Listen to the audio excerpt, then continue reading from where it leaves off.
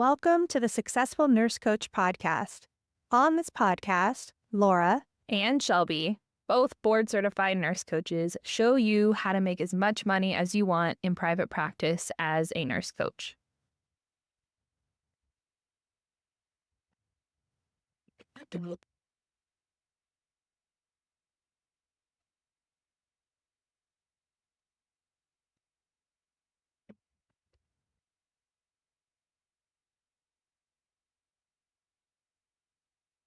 Hello, everyone, and welcome back to the Successful Nurse Coach podcast. It's Shelby here, flying solo today, and I was trying to re-record some podcast episodes because my audio, unfortunately, went kaput on me when I recorded these the first time.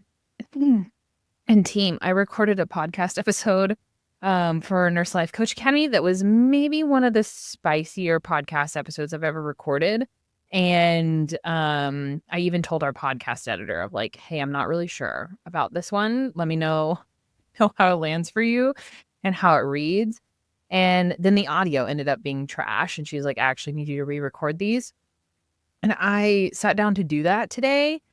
And you can even hear it like left over in my voice right now, is I could not stop coughing. I could not stop coughing. And, I think I'm taking that as a sign of like maybe flush out that thought a little bit better before you go live. It's not time. It's not time. And even as I'm sitting here talking about this podcast episode, totally different speed, different topic, I have there's a little residual like scratchiness in my throat, but like I could barely choke out the words before. So that was such an interesting experience. So I decided like, hey, this obviously isn't working. Let me switch gears and record a different episode and see if it's the same. And it's not. Isn't that weird? Tell me if you guys have ever had an experience like that before. It's so bizarre. Today, also a really relevant topic to something going on in my life. And also, this is something that I coach around regularly of like this fear of being misunderstood and how do we make everybody happy while also making ourselves happy. And I just want to come in here and talk about this a little bit. Being misunderstood used to be like my number one fear throughout my whole childhood, throughout my early 20s, even late 20s. I used to joke with my friends of like, dude, you're allowed not to like me if you just simply have like met me and don't like me, but you're not allowed to not like me if you misunderstand me or if you've heard a story about me and we've never talked before. Like the idea of someone not liking me because they just see like a post or they've heard a story or whatever, people are talking shit behind closed doors, that just used to drive me insane. Also, if you've ever been a girl in high school before, like, hello, that sucks to have that be your biggest fear when high school is known for just like the shit show of cattiness, and then getting into nursing, which is also kind of a shit show of cattiness. And so it's interesting how this is my biggest fear, and then yet I chose a lot of careers where they can be toxic, right? And then finding nurse coaching was like a breath of fresh air to where people were more self-aware and able to take more responsibility and have self-accountability. And that has been really nice since being in this specialty. However, I know that it probably still happens, right? I'm also a lot more confident and sure of myself and who I am. And to be honest, team, I'm probably going to be misunderstood by someone for the rest of my life, but I'm the one that has to put my head on the pillow with myself every night. And so I better be prioritizing making me happy first, having peace with me first, having integrity with me first. And then however that reads is however that reads. I'm not going to filter myself to make other people happy who are kind of committed to not fully understanding anyway. And as I'm saying this out loud, it makes it seem like I have a long list of people who are just on the Shelby hate parade. I don't believe that is true at all.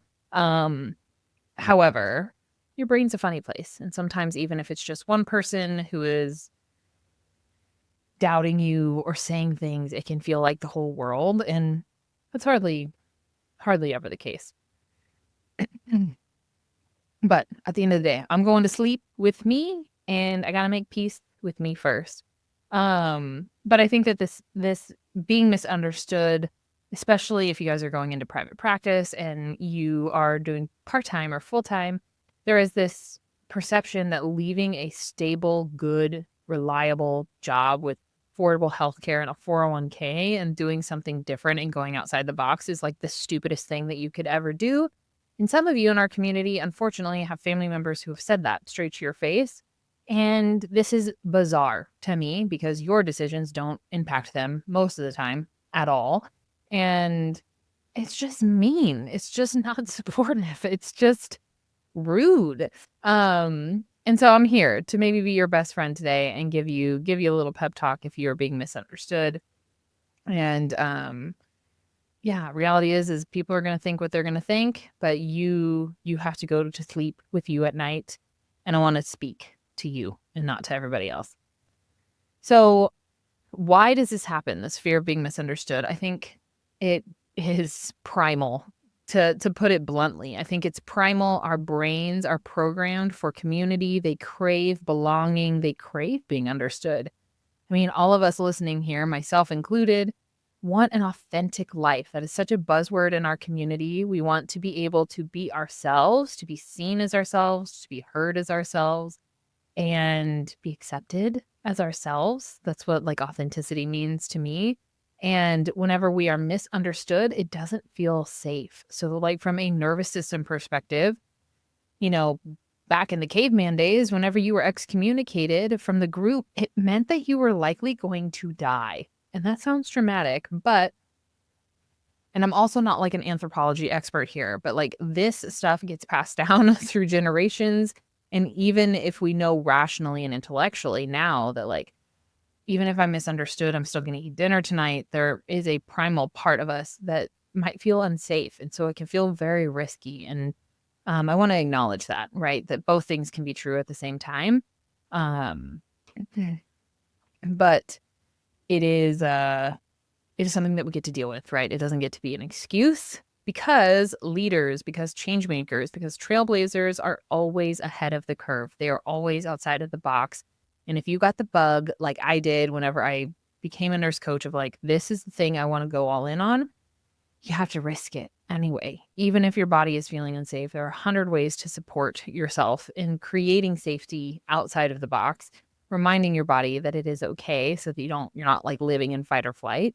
But that is the work there, right? That is your work. If you fall into this bucket, you will never. I was coaching someone the other day and I told her, I was like, your current, the life that you want, the life of abundance, the life of alignment, the life where you have time freedom and financial freedom, it's going to cost you this life that you have now, this comfortable and secure life. It's going to cost you this version of your life because the game you are playing with the pieces that you have on the table now is not the game we need to be playing. If you do really want all of these things that you say that you want, and you don't have to want those things, but if you want those things and God is knocking on you to like step in and step up and be a leader and do the thing and take charge and like kind of like grab your dream by the balls here and go for it, then we have to start playing a different game. We can't keep playing with the same game pieces that we have on the board because it's going to keep leading to the same results. All right, team. So who's some like real world examples of misunderstood visionaries here? We have some, some controversial ones that made the list, like Elon Musk. Back in the day, he was called crazy for investing in electric cars and private space travel. And like, regardless of how you feel about Elon, he's kind of doing both those things right now, like he's doing it. He nearly lost everything more than once to make that happen. And I think, in order to, and not that we're like trying to get to Mars here as a group of nurse coaches, although, I'm open to possibility, whatever the future holds, I'm open to that. I think that the bigger your tolerance is for being misunderstood, the bigger success you have in the long term. Some other examples here. Oprah Winfrey, right? She's fired from her first job because she was too emotional and then reinvented television, built an empire by hosting an emotional talk show, right? completely changed the game. Like she doubled down on what she was good at and completely not only changed her lives, but the lives of thousands of other people. Our girl Florence, we all know her. We love her, Florence Nightingale. So she revolutionized modern nursing, but was ridiculed in her time for rejecting traditional hospital practices. Her insistence on hygiene and patient care was initially dismissed as unnecessary. And now she's one of the most celebrated figures in healthcare history. Um, I also want to like plug here of like we can't, and this is black and white thinking. I will acknowledge that. But like if people are giving you advice and you're like, should I consider their advice? Should I care about their point of view? I think at the heart of the matter, most of the time, people are coming from a place of fear and love whenever they are giving you unsolicited feedback. They might be nervous about this new adventure that you are on. And it's coming from a place of love, of like, they don't want anything bad to happen to you. They want to protect you. They don't want your feelings to get hurt. They don't want you to go bankrupt. They don't, they're trying to protect you from these things, but it's at the core of it coming from a place of fear filtered through love. And then it's landing in your ear holes, right? And I want you to be very honest of like even these well-intentioned people in your life that love you and that care about you, if they do not have the life that you desire, stop listening to them. Say, thank you. I hear you. And move on. You do not have to carry around their worries or fears on your back to get extra credit. It doesn't matter. You have been the only one gifted with your dream, with your vision, with how you want this to play out. And it is your job to act like it. It is not your job to go around to 50 people in your inner circle and be like, well, what do you think? Because your dream, of course, is going to be crazy to them. Of course, it's not going to make sense. Of course, they're going to interpret it through their lens, through their life experience, through their fears, and then package it all up and give it back to you. So if you are not talking to someone who has created what you were created, that knows what it takes to shoot for the moon and land amongst the stars, then put in your headphones and stop listening. Acknowledge that it's coming from a place of love. Acknowledge that maybe at the core of it, they really do have your best interest. Like they think that they have your best interest at heart, but only you know. This is like a level of radical self-responsibility that most people do not ever achieve. Is that it is only you that is responsible for this vision. Not everybody's going to get on board with it when you're in the beginning stages or even in the middle stages or frankly, even in the end stages. It is just you. All right. Thank you for coming to my TED Talk. Also, if you are being misunderstood, I think it's a sign that you're on the right track. I think that if you came to the table and everyone understood your vision immediately, it made sense to 100% of the people in the room, it's likely too safe. You're playing it too chill. You need to dream bigger, more audaciously, and more boldly. And common responses that you're going to get from people whenever you are doing something that is in this sweet spot, when you're doing something bold, when you're doing something new, is that won't work. Why would you leave a stable job? I just don't get why you're trying to do this. And the mindset shift to happen around here is that instead of seeking approval, you need to seek conviction in your own vision. The most successful people have stayed the course even when no one believed in them. And they double down over and over and over. Success leaves clues. And if you study successful people, they've probably all had versions of this conversation to where people don't get it. They don't understand. Their families might have been mildly supportive, but deeply questioning what they were doing. And also, too, team, I feel called to say right now that not everybody is meant for this endeavor. Not everybody should. But out of all of the nurses in the whole entire country, here you are listening to this podcast right here on Monday morning. And I think that the chances of you not being called to something deeper, bigger are low if you're here listening to me talk right now. Out of the 4 million nurses in America, out of the few thousand nurse coaches that are certified, here you are, listening to me ramble on and on and on. And if you are still like, is this for me? Yes. Yes, it is. It is for you. So stop playing it small, pushing it down, pushing it aside, saying that when I will, or when this happens, I will. We don't have time for that. There is a cost that comes with needing to be needing to be understood. If you're constantly seeking validation, if you're constantly looking for the green light in an external way of like looking around to the people around you, being like, is this a good idea? Should I do this? You're going to forever be stuck. If you need permission, you will never build anything new. So staying in a job that you hate because it makes sense to others, or that's just what we do in our family. We just work the same job forever. And like, if that's your truth, team, if that's genuinely your truth, let that be your truth and let the rest of the shit go. But that is not usually who I talk to here on this podcast. We talk to leaders, we talk to visionaries, we talk to big dreamers, and delaying launching your business because no one in your family gets it is really low level resistance. It makes me question, like, do you actually want it? If that is the most predictable barrier that's going to get in the way.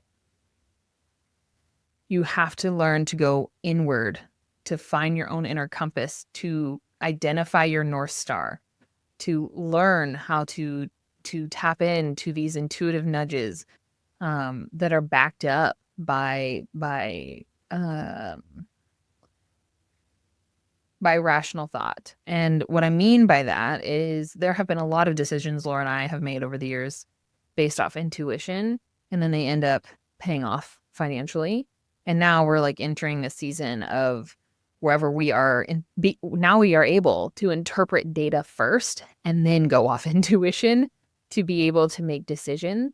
And in the beginning, you don't have the luxury of having a big old pile of data in the same way that Laura and I do. You are leaning in, listening to that inner voice, that higher voice. So if you need to get quiet and tune out the noise and tune in, that's what I would encourage you to do. All right. So how do we increase our capacity to be misunderstood? You have to anchor in to your own why. This is why you hear this so much in coaching worlds of like, what's your why? What's your purpose? What's your vision? What's your thing? Write that out and put it on a wall. Put it on your mirror. Put it in your car. Put it on the background of your phone. You have to be tapped into a bigger sense of why. This is why we see people who are well financially resourced or don't have to work struggle, because the why can be multi-layered, right? Of like, for me, genuinely the why when I was right out of certification was I wanted to transform healthcare. That was a big, big umbrella on the why. I had no idea how I was going to do that. I didn't even know that I would be doing this in order to accomplish that why. But the secondary why was to be able to take off for my maternity leave in any way that I wanted to. And then now my why has evolved, and a part of my why used to be like, I want to work anywhere. I want to be able to work anywhere. And all of these things have kept me rooted in the process of like, if I went back to a regular job, I would have a different set of problems to solve, but they would still be problems, right? And now I get to solve my own problems that help fuel my why, that move me closer to the end game here. Also, how to expand your capacity to be misunderstood. You're going to get pushback. It's not if, it's when. People are going to resist. They don't understand. Don't take that personally. Just know that it's a part of the journey here. You're going to need to find a support system to deepen your capacity to be misunderstood. You need to be in a room of people that also think big, that also speak your language, that speak the language of your soul, of the mission, of the vision. And our business coaching programs do that really well, specifically our mentorship groups. They are one of the most supportive places that I have ever seen In the whole world of nursing is a room full of people who are healthcare changers and shakers and leaders. And whenever they all have pieces of the puzzle for the bigger vision, and we are all running towards the finish line and dealing with our own stuff along the way. But you need a room full of people like that. And you're also going to get to learn how to deepen your emotional resilience because it is always going to be uncomfortable. You find comfort in the discomfort. I want it to be to where whenever you're too comfortable, your brain will then know, oh, it's time to lean in a little deeper here. We did not sign up to be personal development experts to learn how to be comfortable. Humans' natural state is to find a way to be comfortable, even if it comes at personal cost. And you have opted into a different kind of experience to where you are always leaning in, tuning in, going deeper, finding the next way to be more present, more alive, more embodied. We are always on the hunt. We are always on the hunt. And at the end of the day, team, is like, can you still keep going if people are judging you? Can you double down when people don't understand? And that's how, and you don't get better at this by playing small. You get better at this by playing big and growing through the discomfort, not by avoiding the discomfort.